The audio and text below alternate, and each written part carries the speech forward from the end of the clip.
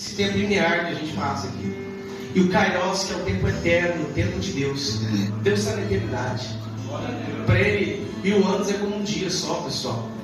E para nós um dia é como se fosse um ano. Parece que está demorando demais. Não é assim? E o tempo ensina a gente bastante coisa.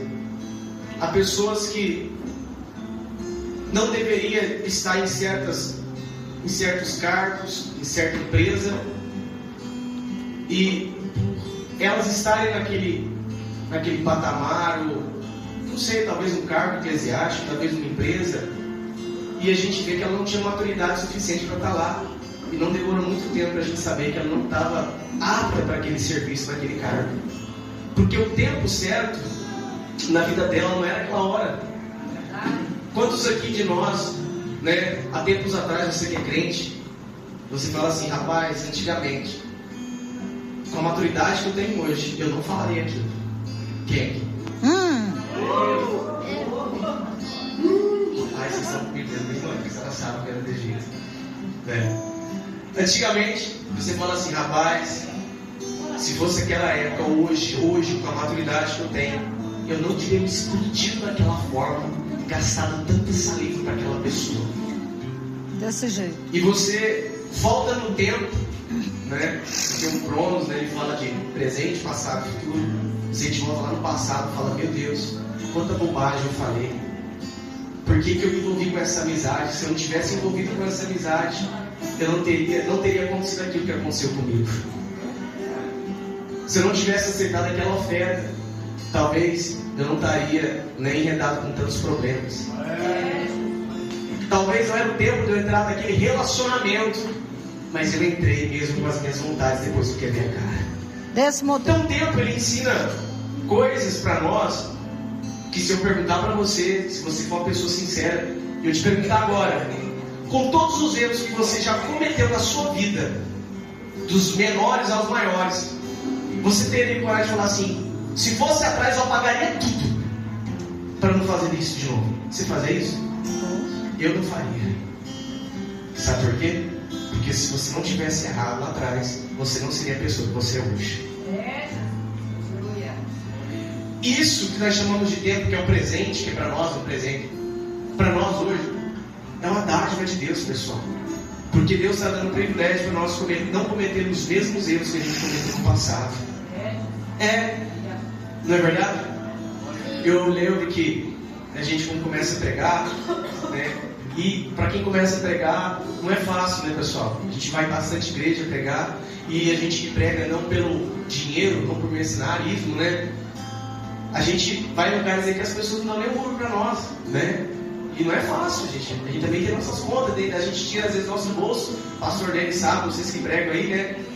Eu falei: poxa, pai, não tá fácil, né? Tem que tirar do nosso bolso. Mas eu jamais vou cobrar para pregar a tua palavra. E muitos deles ligam pra gente: e aí, quando você cobra? Eu falei: não, irmão, não cobro nada não, né? Só que aí o tempo foi passando, os anos foi passando, e a gente fica até, né, preso nessa área, né? Falando assim: rapaz, acho que vai ser sempre de jeito. Mas não tem problema, o importante é a gente cumprir o nosso ministério. E quando foi ontem, eu fui pregar numa igreja, pra você ver, né, como que a gente vai amadurecendo. Estava lá, uma igreja muito bonita. Na verdade, eu nunca nem tinha pregado o tamanho da igreja, aquele tamanho, pai da igreja. E eu sentei lá, fiquei sentadinho assim, falando com o Espírito Santo. De repente, falei assim: hoje você vai receber a maior oferta de todas as vezes que recebeu, o valor X. Falei: sai daqui, Satanás, que eu não vim aqui para pregar por dinheiro, não. Achei que era o Satanás. Sai daqui, eu quero é pregar a palavra, não estou aqui para dinheiro, né? Mas aí eu comecei a pregar, né? Foi uma bênção lá. No final do culto, né? Não estava nem esperando receber oferta. O irmão de Deus chegou: ô irmão, tá aqui. Eu levei o Jesus, coloquei no bolso, cheguei em casa, falando exatamente daquilo que chega na minha mente. Falei: ô papai, o senhor está falando comigo.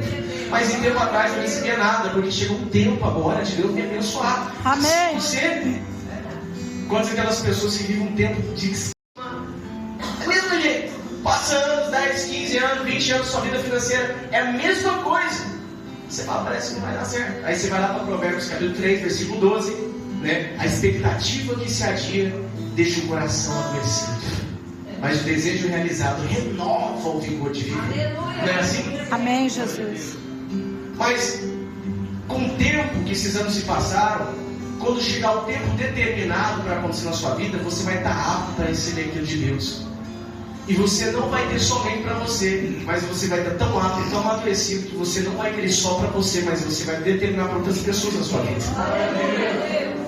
E a gente gasta tempo demais com falácias, né, com palavras, né? A gente diz para nós mesmos: pai, por que na minha vida parece que é mais demorado? A gente usa essa terminologia de demorado, né? Por que na vida do vizinho eu vejo, né, a resposta rápida, né? Por que na vida da vizinha parece que é mais rápida as respostas? E por que na minha vida é sempre mais demorado, né? A gente tem essa ilusão de olhar sempre a grama do vizinho, achar que sempre ela é mais bela que a nossa.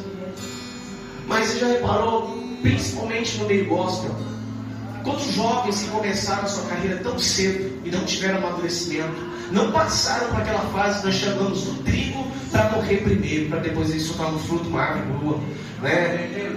Ter um campo agricultável.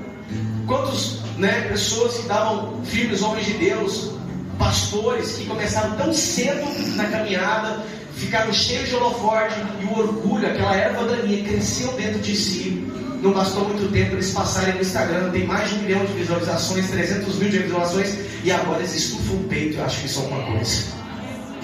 Mas talvez você e eu somos aquelas pessoas que nós estamos no anonimato, como Davi, mas nós estamos sendo gerados pelo Espírito. Aleluia! Nós não queremos holofote, nós não queremos aplausos, porque nós sabemos aonde a gente veio. Meu Deus! Nós sabemos aonde Ele nos tirou e nós sabemos para onde nós vamos chegar um dia. Então o tempo Ele fala muito com a gente. Eu sei, irmãos, não é fácil, principalmente a gente que é homem, né? Ser provedor, né? A gente, poxa, meu pai, por que aquele negócio é feio para mim? Por que parece que as coisas fogem da minha mão? Rapaz, eu tenho aprendido demais com o Espírito Santo. E fala para isso, pensa na eternidade, rapaz. Aí quando eu começo, ele me leva para a eternidade. E começa a me ensinar. Quando eu falo dele, eu sinto muita presença dele, porque eu amo demais ele. Ele fala: tá vendo isso aqui, rapaz, que vai passar um dia. Mas vai chegar um dia que você vai olhar para a árvore da vida. Vai ver um rio tão bonito, você vai pisar em uma estrada de ouro. Porque o ouro não é só para ser pisado.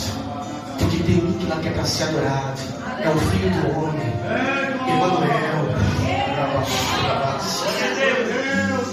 O tempo passa rápido demais, Vinícius. Não pensa nessa terra, pensa na eternidade. O tempo está passando rápido demais, pastor.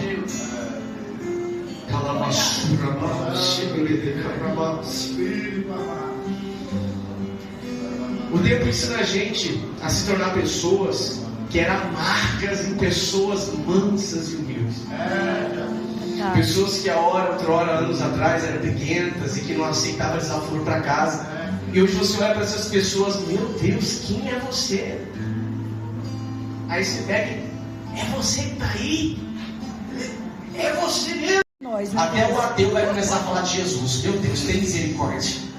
É porque os corações delas estão voltados para a terra. Mas enquanto aqueles pequeninos, né, pastor Joás? Fala: rapaz, se esse avião cair bem aqui, Jesus, vou abrir meu olho na eternidade. A gente passa a vida toda, pessoal, tentando trazer os nossos objetivos depois que a gente aceita Jesus. E quando a gente foca em nós mesmos, a gente não deixa Jesus cumprir o propósito que Ele tem em nossa vida. Toda vez que eu e você tentar cumprir a nossa vontade nessa terra, os planos de Deus vão ficar mais distantes para a nossa vida. E o tempo vai passar tão rápido. Vão passar 3, 4, 5 anos. E o período que você já era para estar em certo lugar, você não esteve. E aí vai passar rápido demais. Eu falei para Deus na época, né, há uns 10 anos atrás aí, falei: Senhor, o Senhor nunca mais me deixa casar errado na minha vida. O Senhor nunca mais me deixa casar errado. Porque o que eu passei na época, eu era solteiro na época, casado, amaziado, e viveu misericórdia, uma vida tribulada. Tá maluco, aquilo lá não é de Deus não. Era no mundão, mas conhecia a palavra. Deus não quer isso para minha vida não. E eu não culpo a moça que estava comigo naquela época, porque também era uma peste, uma praga também, né?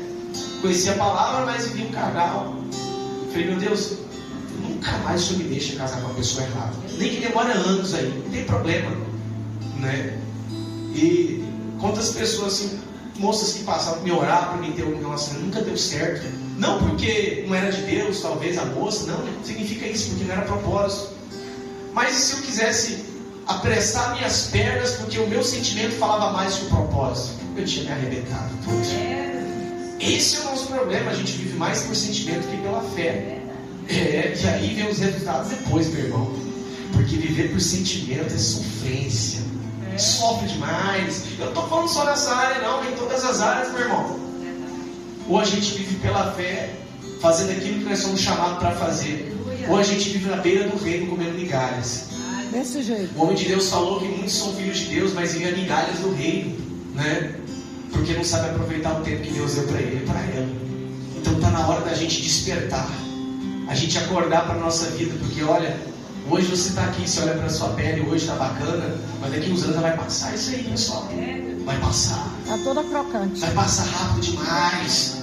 Talvez se você pegar a sua foto aí, ó, aquela, antigamente tirava aquelas fotos assim, ó, você vai ver aquele sorriso que você dava antigamente, né? Brincando no parquinho. Aí você olha hoje, meu Deus do céu, passou rápido, não passou? E aí, o que passou? O que mudou desse tempo para cá? O que você tem feito pelo amado Mestre, que tanto você disse que tanto ama?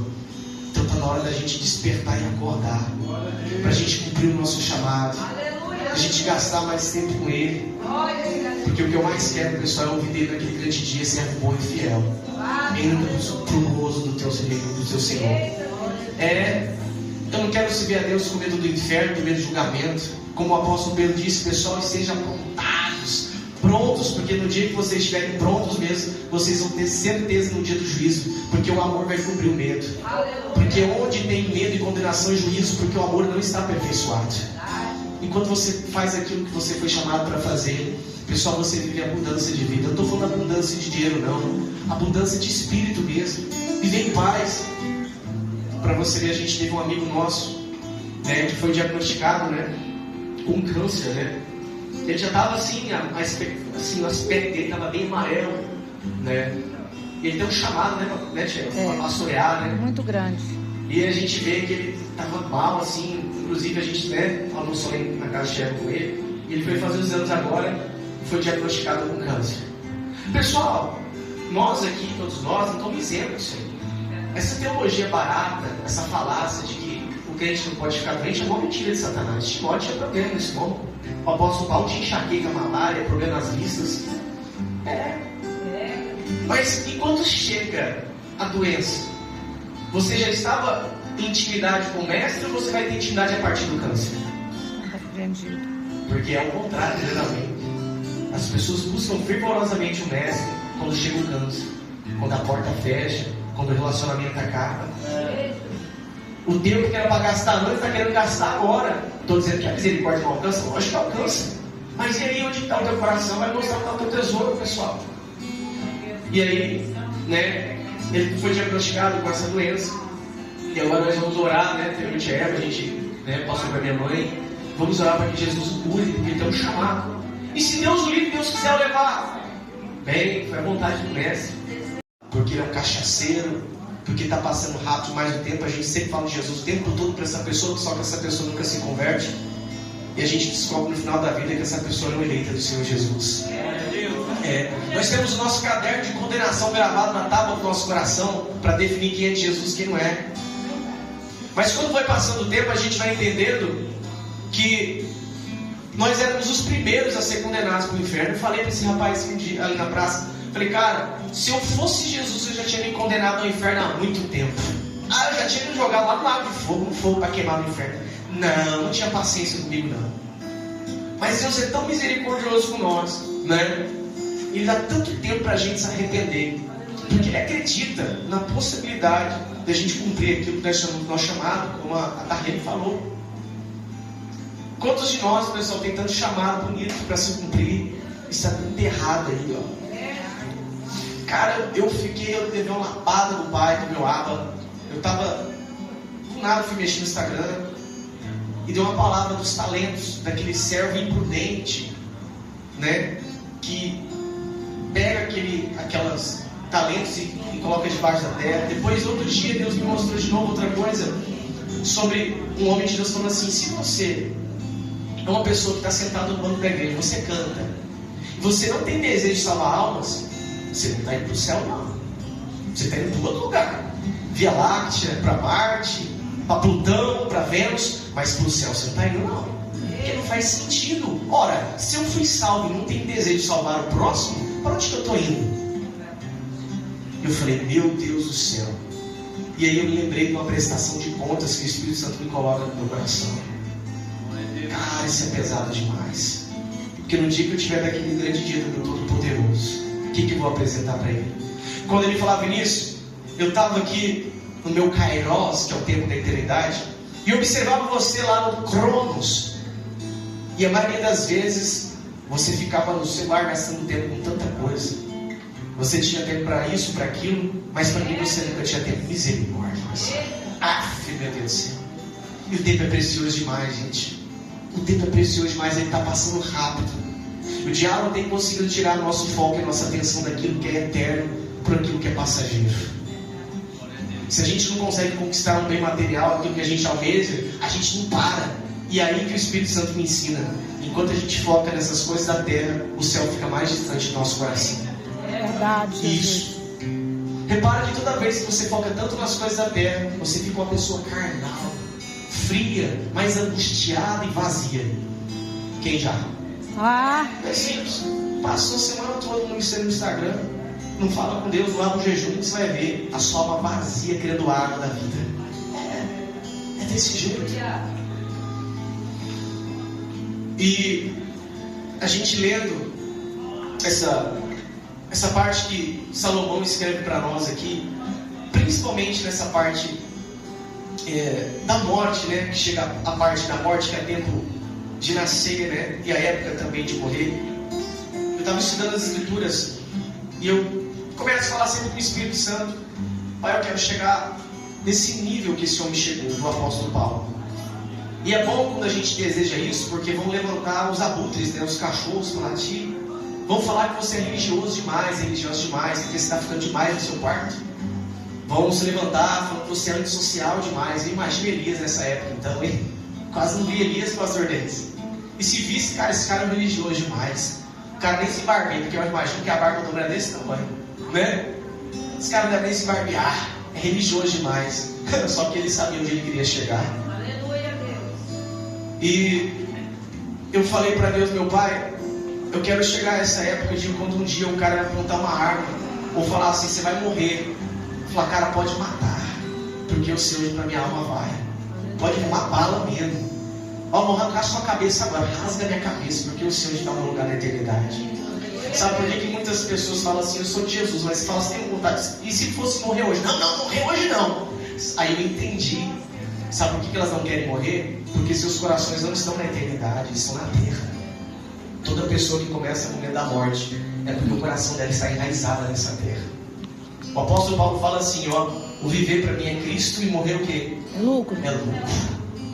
Aleluia. Tem umas pessoas que falam assim, não tem medo da morte não. Estou na fase do tempo, fui amadurecida. Aquela mulher rixosa, briguenta de outrora, agora é mansa.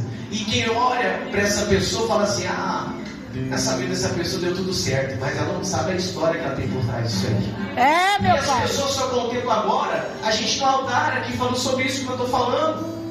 Vai contemplar você quando tiver seu carro bom, sua casa, mas não vai saber das pisaduras e feridas que você chegou. Você passou para chegar onde você chegou. É, meu pai, é isso. Talvez um dia você está pregando aí, saindo aí no Instagram, talvez você vai ser convidado pela Karina Bach, lá no podcast da Karina Bach, que já viu. Eita, glória. Lá no Inteligência Limitada, né? Talvez um dia com o pastor Antônio Júnior, conversando com ele, para milhões de pessoas te ouvir.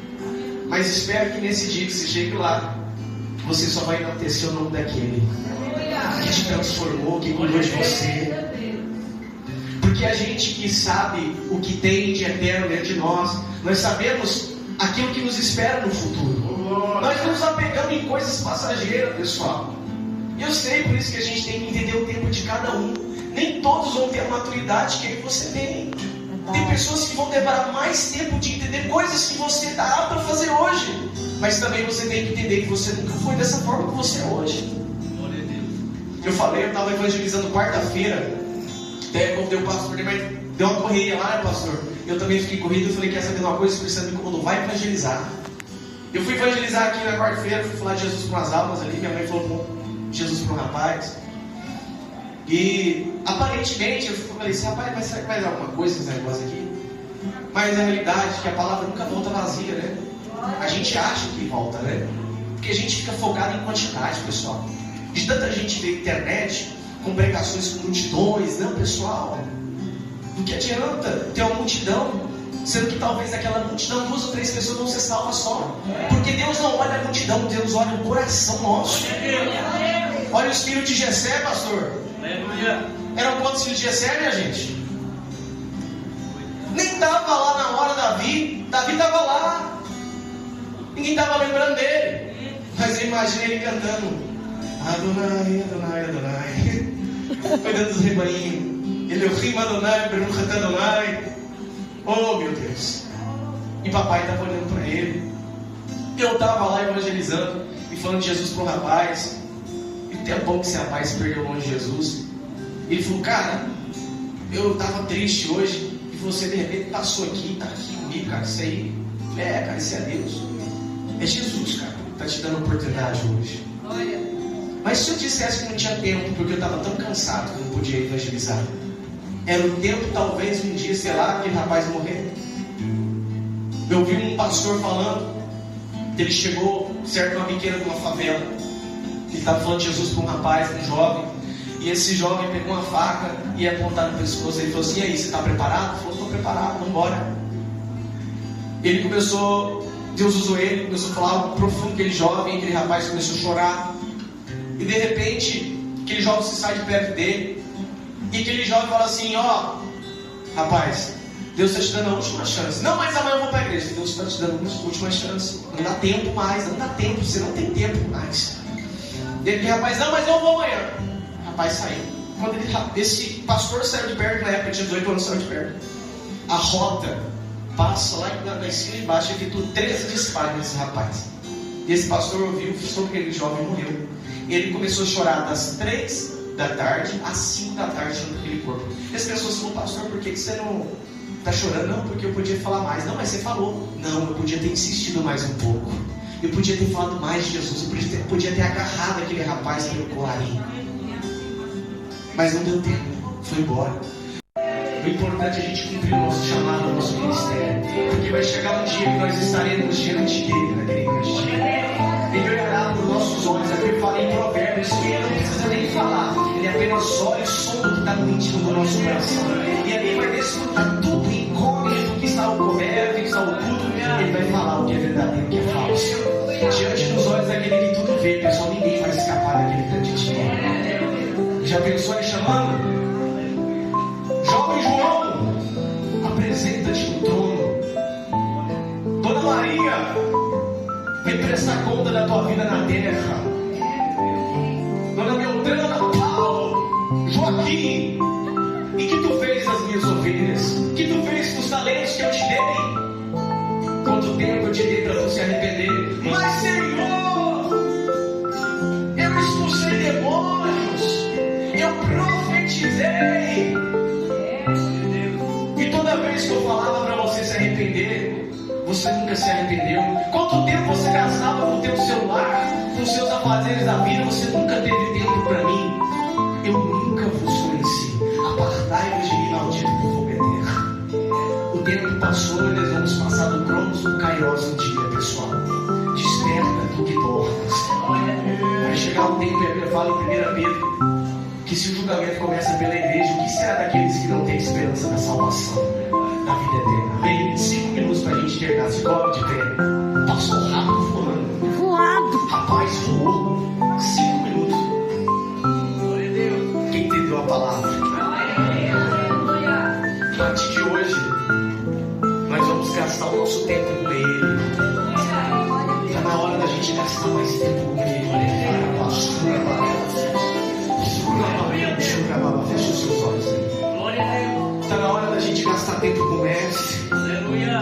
Porque Ele vai requerer de nós o nosso cumprimento aqui na terra.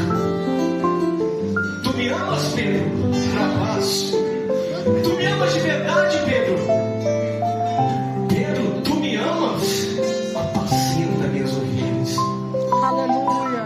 Está na hora da gente gastar tempo com Ele. Papai Celestial, nós estamos aqui porque nós nós te amamos. Papai, nós estamos aqui, mesmo sendo falhos e pecadores, mas nós te amamos.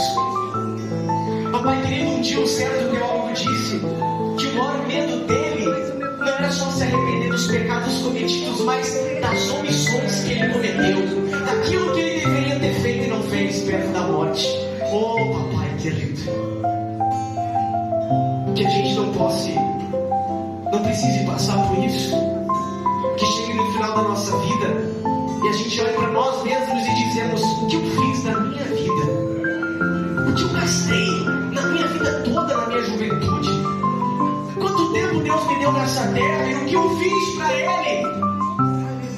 Oh, papai, nos perdoa, porque muitos de nós dizemos que amamos o Mestre, mas com nossas atitudes nós o negamos todo santo dia. Muitos de nós dizemos: ah, se eu fosse Pedro, eu nunca tinha negado Jesus. Quantos de nós negamos Ele todo dia, tratando mal o nosso cônjuge, tratando mal as pessoas, falando mal de um, falando mal de outra, achando defeito em outra, achando desculpa porque nós estamos cansados e afadigados para tantas coisas. Sempre nós estamos o negando, pessoal. Mas papai está chamando a nossa atenção hoje. Igreja, a noiva do Cordeiro volta. Oh, Jerusalém, Jerusalém, como a galinha eu quis colocar vocês debaixo das minhas penas, Jerusalém. Oh, Jerusalém, oh, papaizinho, tem misericórdia das nossas vidas. Tem misericórdia porque nós somos falhos e pecadores.